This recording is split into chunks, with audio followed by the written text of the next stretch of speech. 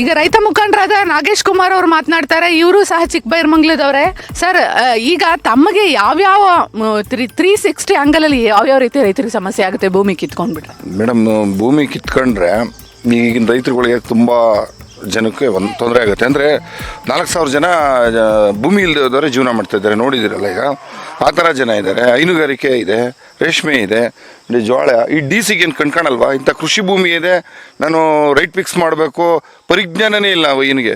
ಒಬ್ಬ D C ಆದವನು ಯಾವ ರೀತಿ ಬಂದು ಕೂಲಾಗಿ ನೋಡಬೇಕು. ಏಕಾಏಕಿ ಏನು ಬರಡು ಭೂಮಿನ ಇದು?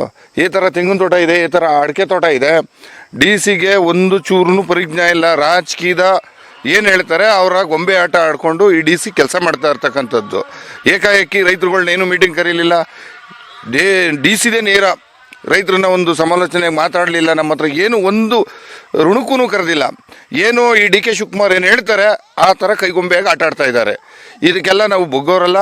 ಆದರೆ ಡಿ ಸಿ ಅವ್ರಿಗೆ ಹೇಳ್ತಾ ಇದ್ದೀವಿ, ಇನ್ನು ಮತ್ತೆ ಇನ್ನೇನು ಜೈಲು ಚಳುವಳಿ ಇದು ಮಾಡ್ತಾ ಇದ್ದೀವಿ. ನಮಗೆಲ್ಲ ಸುಮಾರು ಕೇಸ್ಗಳು ನಮ್ಮ ರೈತರು ಬಾಂಧವಗಳಿಗೆ ಎಲ್ಲರಿಗೂ ಹಾಕಿದ್ದಾರೆ. ಇಂಥವಕ್ಕೆಲ್ಲ ಜಗ್ಗೋದಿಲ್ಲ ನಾವು. 100 ಕೇಸ್ ಆಗಲಿ ಸಾಯಕ್ಕೂ ರೆಡಿನೇ ನಾವು. ಯಾಕಂದರೆ ಭೂಮಿ ಕೊಡೋಕೆ ರೆಡಿ ಇಲ್ಲ ಅಂದಮೇಲೆ ನಾವು ಸಾಯಕ್ಕೂ ರೆಡಿನೇ. ಇವರು ನಮ್ಮನ್ನು ಎದುರಿಸೋದು ಬೆದರಿಸೋದು ಇನ್ನು ಮುಗೀತು. ಇನ್ನೇನು ಆಟನೂ ನಾವು ಎಲ್ಲ ಮೇಡಮ್ ಒಂದು ಎಷ್ಟು ಅಂತ ಸಹಿಸೋಣ, ಎಲ್ಲನೂ ಆಗೋಗಿದೆ. ಇನ್ನು ಇಳಿದಿದ್ದೀವಿ ರೈತರು ಆ ಕಾಡಕ್ಕೆ. ಇನ್ನು ನಮ್ಮ ಭೂಮಿ ಉಳಿಸ್ಕೋಬೇಕು ಅಂದರೆ ಎಲ್ಲ ಕ್ರಮನೂ ತಗೊಳಕ್ಕೆ ಅವರು ರೆಡಿ ಆಗೋರು ಅಂದರೆ ನಾವು ಸಾಯಕ್ಕೂ ರೆಡಿ ಆಗಿರಬೇಕು. ಆ ರೀತಿ ಹೋರಾಟ ಮಾಡಬೇಕು ಅಂತ ನಾವು ನಿಶ್ಚಯ ಎಲ್ಲ ಮಾಡಿದ್ದೀವಿ. ಈ ಡಿ ಕೆ ಶಿವಕುಮಾರ್ ಅವರು ಹೀಗೆ ಒಂದು ಮುಖ್ಯಮಂತ್ರಿ ಸ್ಥಾನ ಕೊಡಬೇಕು ಅಂತ ನಮ್ಮ ಸ್ವಾಮೀಜಿ, ನಮ್ಮ ನಿರ್ಮಲಾನಂದ ಸ್ವಾಮೀಜಿಯವರು ಭಾರಿ ಒತ್ತಡ ಆಗ್ತಾ ಇದ್ದಾರೆ. ಇಲ್ಲಿ 90% ನಮ್ಮ ಸಮುದಾಯನೇ ಐತೆ. ಇನ್ನು ಬೇರೆ ಬೇರೆ ಸಣ್ಣ ಸ್ವಾಮೀಜಿ ಈ ಕಡೆ ಬರ್ತಾ ಇಲ್ಲ. ಅಲ್ಲಲ್ಲ, ಸಣ್ಣ ಸಮುದಾಯದವರು ಇದ್ದಾರೆ. ಸ್ವಾಮೀಜಿಗಳನ್ನ ನಂಬ್ಕೊಂಡು ನಾವು ಒಂದು 4 ಸಾರಿ ಹೋಗಿದ್ದೀವಿ ಮೇಡಮ್. ಮಾತಾಡಿ ಡಿ ಸಿ ಅವ್ರ ಹತ್ರ ಅಂತ, ನಿರ್ಮಲಾನಂದ ಸ್ವಾಮೀಜಿಯವ್ರ ಹತ್ರ ಮಾತಾಡ್ತೀನಿ ಅಂತ ಹೇಳಿದ್ರು. ಇಲ್ಲಿವರೆಗೂ ಒಂದು ಮಾತಾಡಿಲ್ಲ. ಮುಖ್ಯಮಂತ್ರಿ ಮಾಡಕ್ಕೆ ಹೊರಟಿದ್ದಾರೆ ನಮ್ಮ ಸ್ವಾಮೀಜಿಯವರು. ಇಲ್ಲಿ ಸಮುದಾಯನೇ ಫುಲ್ಲು 90% ಎಲ್ಲ ಸಮುದಾಯನೇ ಸರ್ವನಾಶ ಮಾಡಕ್ಕೆ ಹೊರಟಿದ್ದಾರೆ. ಅದರಲ್ಲಿ ಚಿಕ್ಕ ಸಮುದಾಯದವ್ರನ್ನು ಸರ್ವನಾಶ ಮಾಡೋಕ್ಕೆ ಯಾಕೆ ನಮ್ಮ ಸ್ವಾಮೀಜಿಯವ್ರು ಬಂದು ಎಂಟ್ರಿ ಆಗೋಕ್ಕಲ್ಲ? ಮುಖ್ಯಮಂತ್ರಿ ಎಂಟ್ರಿ ಮಾಡೋದು. ಇಲ್ಲಿ 10,000 ಜನದ ಜೀವನದ ಬಗ್ಗೆ ಒಂಚೂರು ಚಿಂತೆ ಮಾಡ್ತಾ ಇಲ್ಲ ನಮ್ಮ ಸ್ವಾಮೀಜಿ. ಡಿ ಕೆ ಶಿವಕುಮಾರ್ ಒಬ್ರಿಗೋಸ್ಕರ ಮುಖ್ಯಮಂತ್ರಿ ಚಿಂತೆ ಮಾಡಕ್ಕೆ ಹೋಗಿದ್ದಾರೆ. ಅದಕ್ಕೆ ನಮ್ಮ ಸ್ವಾಮೀಜಿಯವರು ನೇರವಾಗಿ ಹೇಳ್ತಾ ಇದ್ದೀನಿ, ಸ್ವಾಮೀಜಿಯವರು ರೈತರ ಪರವಾಗಿ ಇರಬೇಕು, ಬರೀ ರಾಜಕೀಯದವ್ರ ಪರವಾಗಿರಬಾರ್ದು. ಸ್ವಲ್ಪ ನಮ್ಮ ಸ್ವಾಮೀಜಿಯವರು ರೈತರ ಪರವಾಗಿ ಬಂದು ಒಂದೆರಡು ಮಾತಾಡಬೇಕು ಅಂತ ಕೇಳ್ಕೊಳ್ತೀನಿ. ನೋಡಿ, ಅವರು ಈಗ ರೈತರಿಗೆ ಜಮೀನು ಕಿತ್ಕೊಂಡ್ರೆ ಹೇಗೆ ಇಡೀ ಸುತ್ತ ತೋರಿಸ್ತಿದ್ದೀವಿ.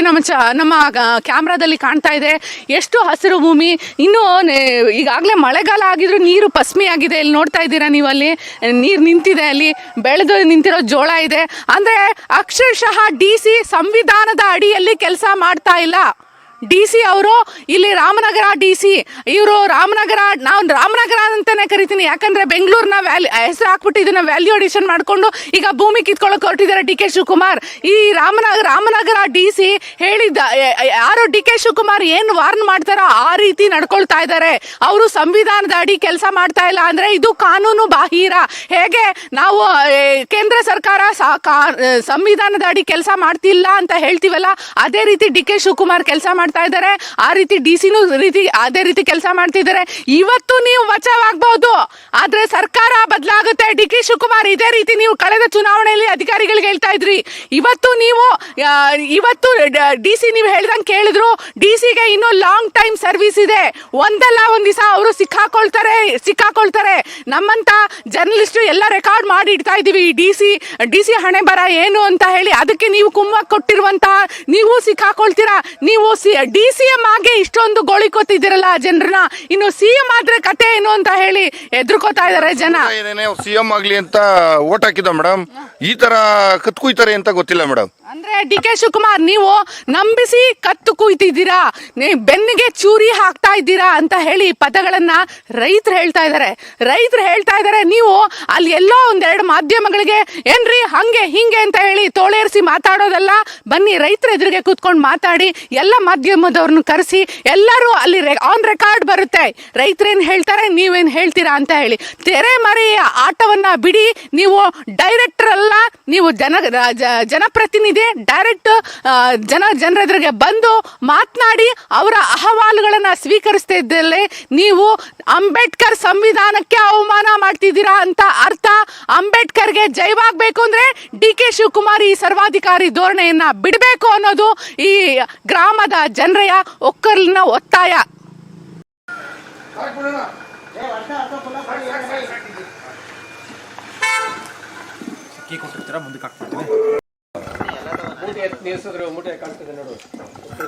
ಒಂದು ಮೂಟೆ ಎತ್ತಪ್ಪ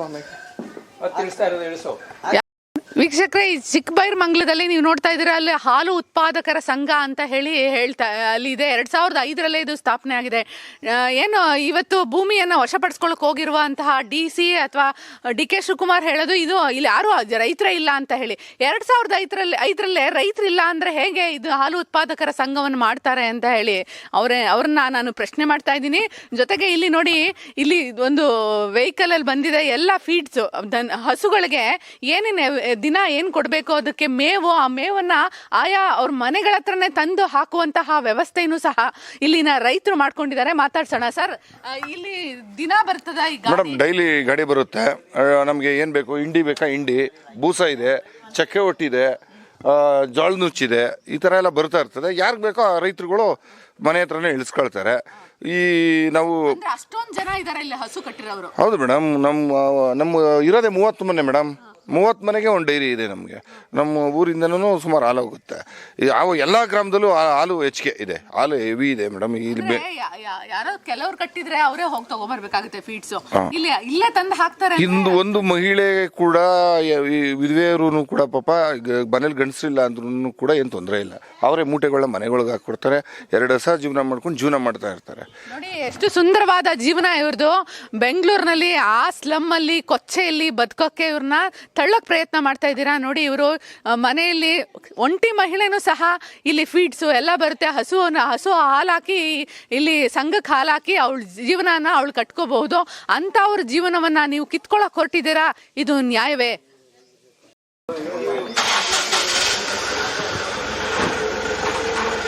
ನೋಡಿ, ಚಿಕ್ಕಬೈರಮಂಗಲದಲ್ಲಿ ಎಷ್ಟು ಸುಂದರವಾದ ಮನೆಯಿಂದ ನಾನು ಇಳಿದು ಬಂದೆ ಮೆಟ್ಲಿಂದ. ಇಂತಹ ಸುಂದರವಾದ ಮನೆಯನ್ನ ನಾವು ಸೃಷ್ಟಿಸೋಕೆ ಸಾಧ್ಯನಾ? ಇದು ಇತಿಹಾಸ ಸೃಷ್ಟಿಸಿರೋದು.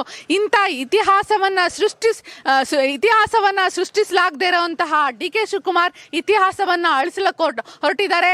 ಆದರೆ ನೀವು ನೆನ್ಪಿಟ್ಟಿರಬೇಕು, ಅಂಬೇಡ್ಕರ್ ಹೇಳಿದ್ದಾರೆ, ಇತಿಹಾಸದಿಂದ ಪಾಠ ಕಲಿದವನು ಇತಿಹಾಸ ಸೃಷ್ಟಿಸಲಾರ.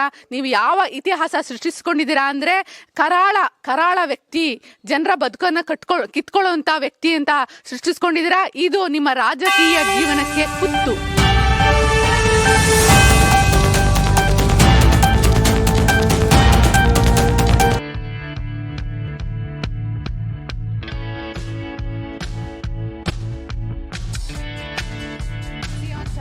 ನೋಡ್ತಾ ಇರಿ, ಸಬ್ಸ್ಕ್ರೈಬ್ ಆಗಿ, ಲೈಕ್ ಮಾಡಿ, ಶೇರ್ ಮಾಡಿ. ಮುಕ್ತ ಪತ್ರಿಕೋದ್ಯಮವನ್ನು ಬೆಂಬಲಿಸಿ.